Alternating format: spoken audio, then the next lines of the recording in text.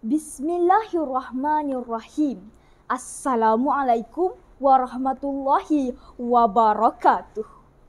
Terima kasih Tuan Pengerusi. Salam perpaduan kepada kombinasi juri berintegriti, penjaga masa yang peka serta hadirin yang budiman sekalian.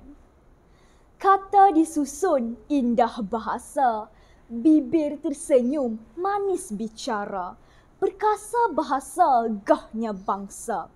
Berdirinya saya di atas pentas yang gah ini adalah bagi menzahirkan pidato dengan bertunjang kepada gagasan bicara sawit penyumbang ekonomi negara.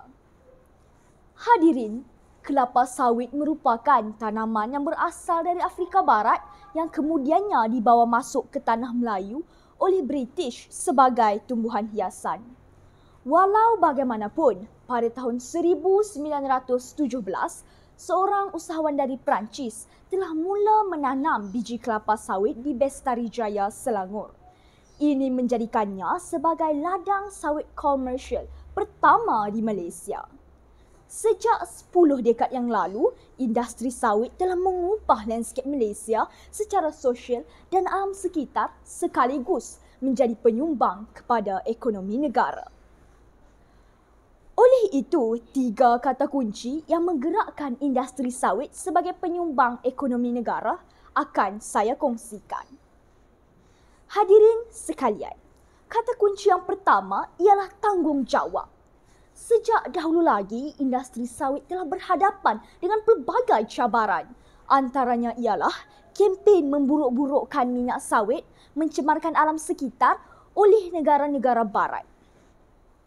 Walau bagaimanapun, kini beberapa negara utama dunia telah kembali memilih minyak sawit.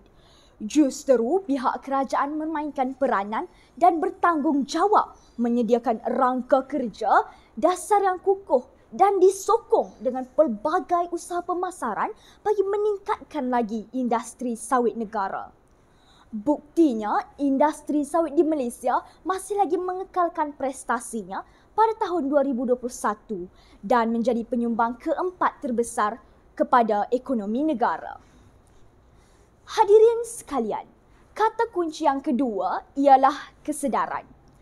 Demi menepis tomahan industri minyak sawit merosakkan alam sekitar, pihak kerajaan dan badan-badan NGO berhempas pulas mengadakan kempen kesedaran tentang pengurusan kelestarian industri sawit.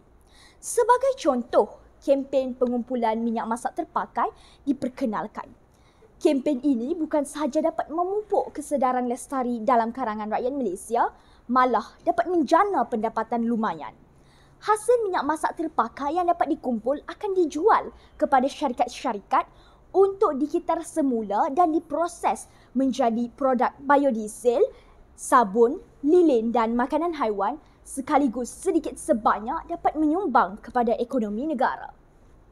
Hadirin sekalian, kalau tidak dipecahkan buyung, manakan dapat sagunya. Justeru kata kunci saya yang ketiga adalah inovasi. Zaman demi zaman, industri sawit di Malaysia masih lagi kekal kompetitif dalam industri sawit dunia.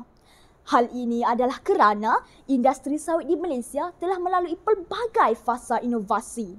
Bermula dengan kaedah penanaman, kaedah kawalan penyakit dan serangga perosak, teknologi penuaian hinggalah kepada pemprosesan hasil.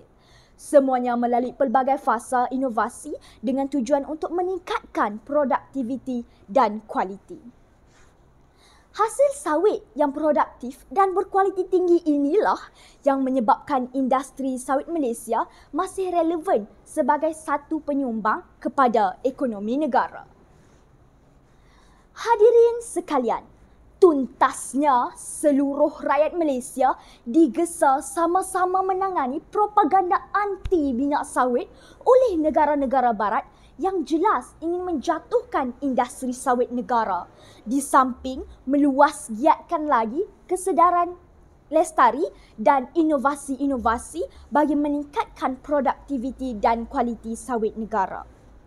Hal ini adalah kerana kita perlu terus memastikan industri sawit negara menjadi penyumbang terbesar kepada ekonomi negara Sekian, wabillahi taufik wal hidayah.